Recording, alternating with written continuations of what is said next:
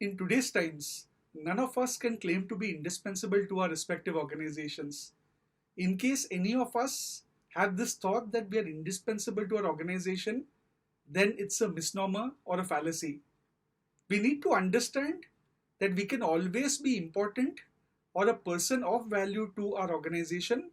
However, being indispensable is something which may not really happen because time and again it has been proven, especially even when it comes to the top management or senior management, people who were considered to be important to the organization, unfortunately, over a period of time, they have lost their importance. People who thought that they are indispensable to the organization, unfortunately, ceased to be so. So, you have to have that understanding that at the end of the day, an organization has certain priorities, and presently you may fit the scheme of things. Unfortunately, that may not remain for a long period or remain continually. So you may not be indispensable, or for that matter, anyone may not be indispensable to the organization. However, one can still strive towards being a person of importance or an individual of value to your respective organization. Now, how do you create that sense of importance or value? I would share 5 vital points whereby you can become a person of value or importance to your respective organization. The first point is the simplest, however, the hardest, is ensure that you work to your best in terms of productivity, efficiency, and effectiveness. So it's easy to mention, however, the most difficult in terms of execution and implementation. However, that's what matters to every organization: productivity, effectiveness, and efficiency. So, in case you contribute on these three elements, then definitely you can create that sense of value for yourself pertaining to your organization. The second point, in addition to productivity, efficiency, and effectiveness, which you bring to the table or which you try to create, what you also need to do is to ensure that there is visibility. It doesn't just make sense for you to work hard or work smart. What also matters is for people around you to understand that you're putting in your very best, especially your boss or your superiors. And that's what you need to do. Work hard and work smart and ensure that people around you also recognize and understand that you're working and putting your very best. The third point is understand that an organization or most organizations work for a profit motive.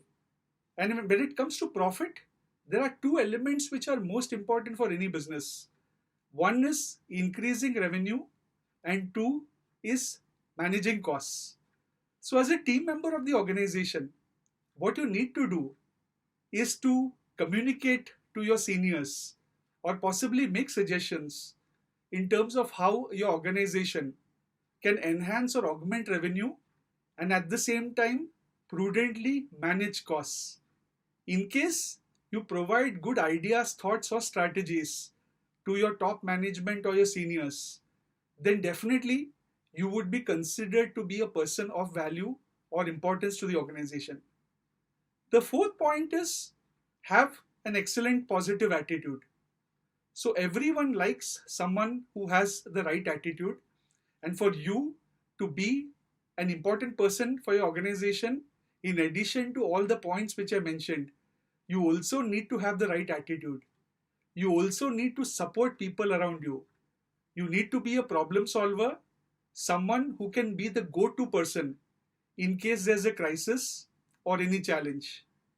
In case you manage to be such a person who possibly can solve problems, who knows how to get things done, and also has the positioning of being a resourceful person, then definitely you would be a person of value to your organization.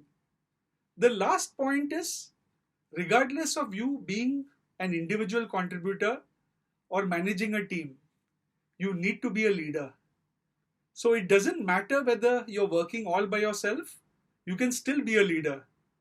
You can lead people with whom you're working, may not be people who are your direct reportees. These may be individuals from other teams. However, you can guide them, support them, and you can exhibit your leadership qualities even in case you are an individual contributor. So, exhibiting leadership in terms of the maturity, the decisiveness, and the focus in whatever you do, that can also enable you to become a vital link in an organization scheme of things. What you need to remember is today you may be having a fantastic career with your organization. You may be considered to be someone, or you may consider yourself as an individual who is indispensable. However, understand that this may not last for too long. What you need to analyze and comprehend is the fact that today you may fit in the scheme of things for your organization. However, that may not be happening on an infinite or continual basis. You'll need to have a reality check somewhere and understand and try to make use of ways whereby you can be a person of value to your organization.